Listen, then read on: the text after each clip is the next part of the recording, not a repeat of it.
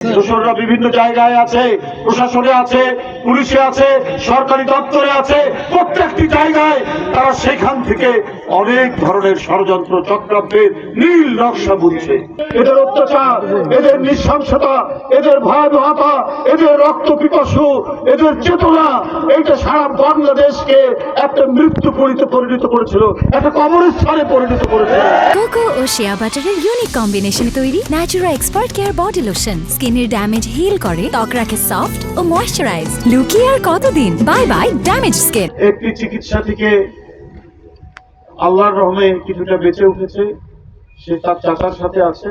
আরেকটি মেয়ে জীবন মৃত্যুর সন্ধিক্ষণে লড়াই করছে।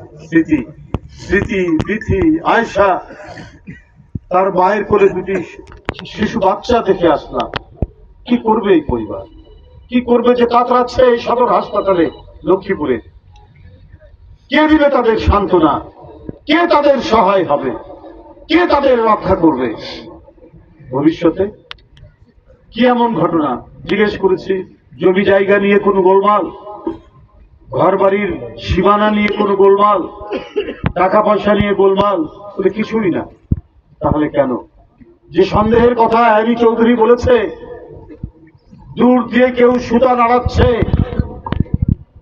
আমরা যে পুতুল খেলার দেখেছি আজকে বিভিন্ন সময় হাটে ঘাটে মেলায়, সেই পুতুল নাচ নাচাচ্ছে কেউ, কোনো সুতার টান দিচ্ছে কোথাও থেকে। তাহলে কেন? আমরা 15 বছর শেখ হাসিনার আমলে এই লক্ষ্মীপুর তো ছিল রক্তাক্ত জনপদ, ভয়ের আতঙ্কের জনপদ।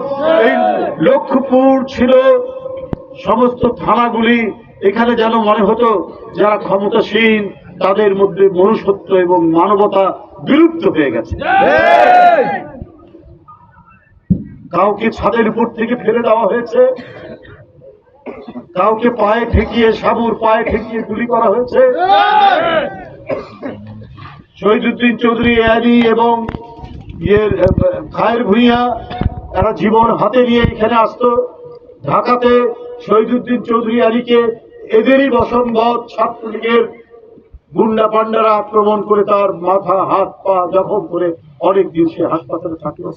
এদের অত্যাচার, এদের নৃশংসতা, এদের ভয়াবহতা, এদের রক্ত পিপাসু, এদের চেতনা, এইটা সারা বাংলাদেশকে একটা মৃত্যু পরিণত করেছিল, একটা কবরস্থানে পরিণত করেছিল। সেই জায়গা থেকে 5ই আগস্ট ছাত্র জনতা তারা স্বতঃস্ফূর্ত ভাবে পুলিশের গুলির মুখে নিজের জীবন দিয়ে শেখ হাসিনার মতো এক ভয়ঙ্কর দানবীকে বাংলাদেশ থেকে বিতাড়িত করেছে। কিন্তু তারপরে ওরা থেমে নেই। তারা যেখানে আশ্রয় দিয়েছে, যেখানে তাদেরকে প্রশ্রয় দেওয়া হচ্ছে, যেখানে তারা দুধ কলা দিয়ে পোষণ করা হচ্ছে, সেইখান থেকে তারা সুতার টান দিচ্ছে, সেইখান থেকে তারা কোনো না কোনো কিছু করতে পারে। আমি জানি না, কারণ তাদের অনেকগুলো আমরা ঘটনা এর মধ্যে দেখতে পেলাম। এবং কেন আমরা বলছি এই কথাটা? কারণ এর মধ্যে আপনার অনেক অডিও প্রকাশ হয়েছে। শেখ হাসিনা ঘর মার মেরে ফেলে দে, দেশে যেন পুরো মানে শান্তিতে কেউ না থাকতে পারে, এই ধরনের কথাটা হলে এই টাইপেরই তো অডিওতে কথাগুলো এসছে। তার মানে বাংলাদেশে স্থিতিশীল থাক, বাংলাদেশে শান্তি থাক, এখানে মানুষ নির্বিঘ্নে হাট ঘাট বাজার সেরে, অফিস আদালত সেরে, স্কুল কলেজ থেকে তার শান্তিপূর্ণ গৃহে ফিরে আসুক, এটা সে চায় না। তাদের দোসররা চায় না। তাদের দোসররা তো আছে। হাসিনা তার আত্মীয় স্বজন নিয়ে গেছে, তার দোসররা তো আছে।